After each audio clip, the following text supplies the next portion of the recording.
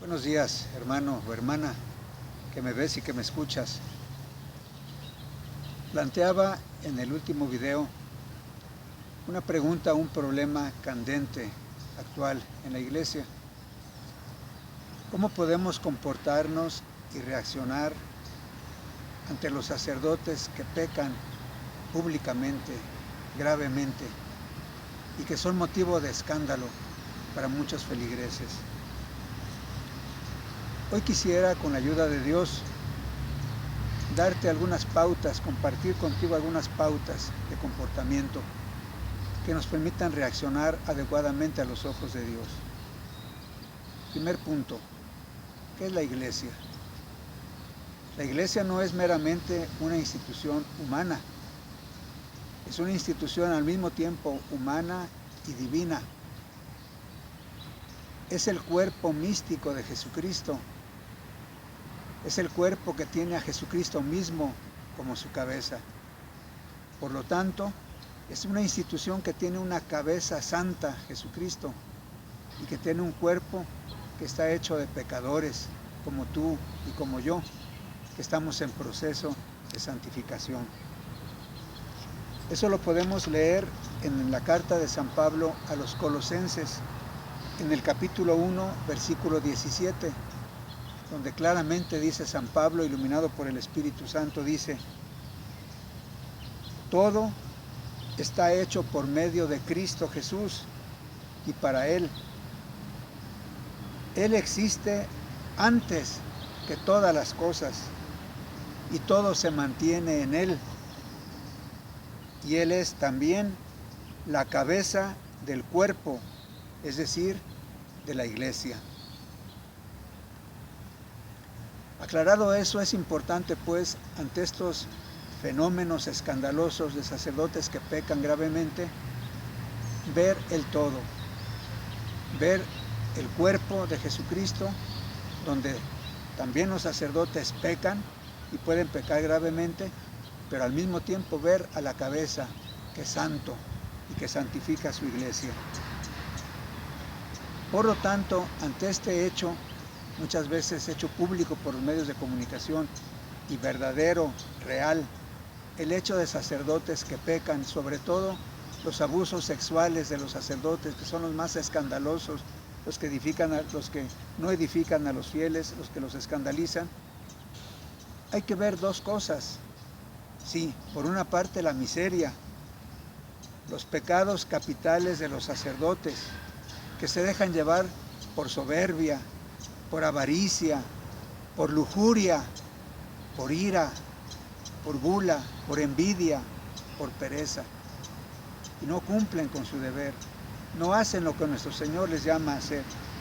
Pero al mismo tiempo hay que ver la gran misericordia de Dios, que no quiere la muerte del pecador, sino que se convierta y tenga vida, y empezando con aquellos que son sus predilectos, aquellos que eligió desde antes que nacieran para que en su nombre sirvieran a sus fieles, es decir, sus sacerdotes. Ante los sacerdotes pecadores que son motivo de escándalo, hay que recordarles a ellos dos cosas. Primero, son y serán sujetos a un riguroso juicio de parte de Dios, que es justo juez. No quedará impune su pecado, y más porque es un pecado doblemente grave, pecado personal y pecado que afecta terriblemente a toda la iglesia, que es el cuerpo místico de Jesucristo.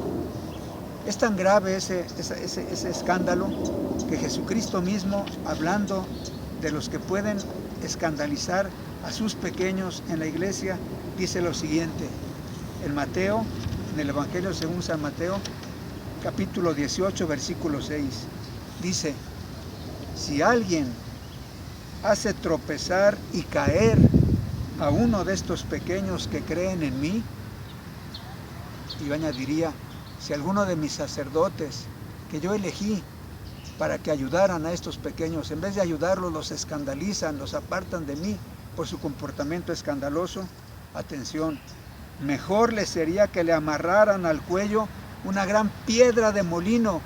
Antiguamente molían el trigo con ruedas, con piedras grandes que hacían girar y trituraban los granos de trigo.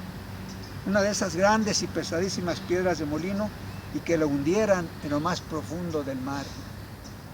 Así de grave es la falta de esos sacerdotes ante los ojos de Dios.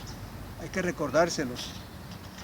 También hay que recordarles la parábola de la oveja perdida.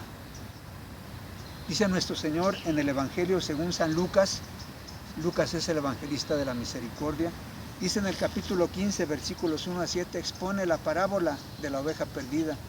Dice que si un pastor tiene 100 ovejas y una de ellas, una sola, se le pierde, es capaz, porque es bueno, de dejar en lugar seguro a las 99 e ir en búsqueda incansable a tratar de encontrar a la oveja que se le perdió porque la ama. Y una vez que la encuentra, lejos de reprocharle tal cual, se compadece de ella, la acaricia, la pone sobre sus hombros y la lleva para reintegrarla al rebaño. Porque Dios no quiere la muerte del pecador, quiere que se convierta y viva. Y además, ¿quién está exento de culpa? Tú puedes señalar abiertamente y con toda sinceridad a un sacerdote que es pecador porque tú estás limpio de culpa. No. La misma medida que usemos contra otros será usada con nosotros.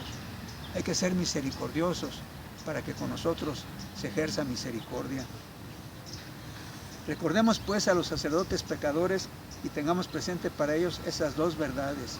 Serán juzgados rigurosamente, pero también serán objeto de misericordia si se vuelven al Señor.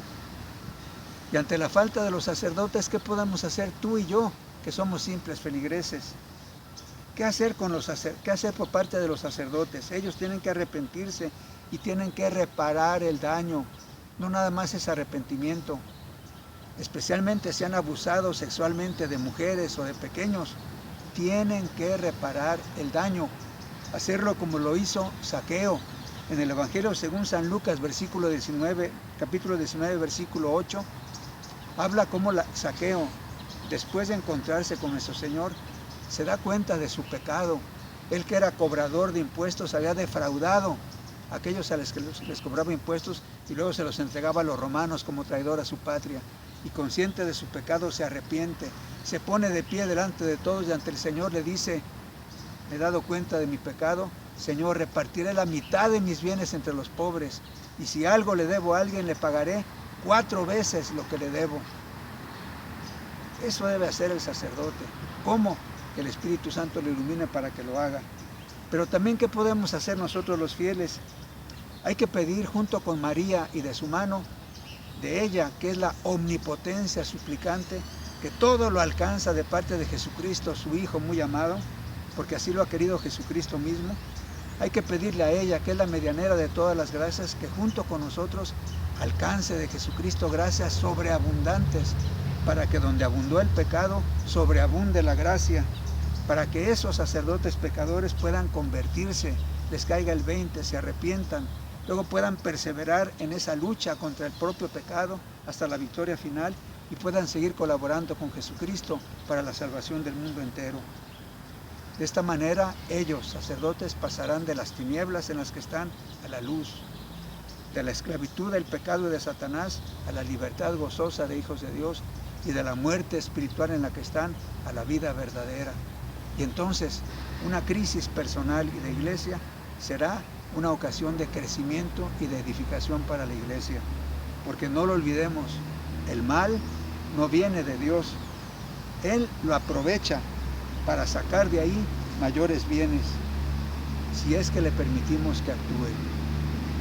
Conclusión: ante los escándalos de los sacerdotes, no perdamos la fe.